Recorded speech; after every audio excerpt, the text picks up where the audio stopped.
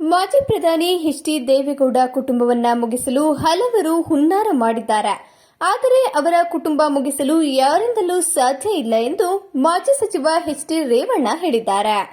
ನಗರದ ಡೈರಿ ವೃತ್ತದಲ್ಲಿ ಇರುವ ಅಮೂಲ್ ಆವರಣದಲ್ಲಿ ಇಂದು ಹಾಸನ ಹಾಲು ಒಕ್ಕೂಟದ ವಾರ್ಷಿಕ ಮಹಾಸಭೆ ಉದ್ದೇಶಿಸಿ ಮಾತನಾಡಿ, ಎಲ್ಲಾ ರೀತಿಯಲ್ಲೂ ದೇವೇಗೌಡ ಕುಟುಂಬಕ್ಕೆ ಕೆಲವರು ತೊಂದರೆಯನ್ನ ನೀಡುತ್ತಿದ್ದಾರೆ. ರೇವಣ್ಣ ಕುಟುಂಬ ಮುಗಿಸಿದರೆ ಅವರ ರಾಜಕೀಯ ಭವಿಷ್ಯ ಮುಗಿಯಿತು ಎಂಬ ಭಾವನೆ ಕೆಲವರಲ್ಲಿ ಇದೆ.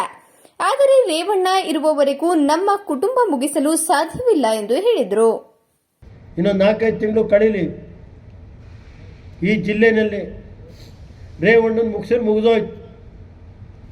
ನನಗೇನಿಲ್ಲ, ನನ್ನ ಸ್ವಂತದ್ದೇನಿಲ್ಲ.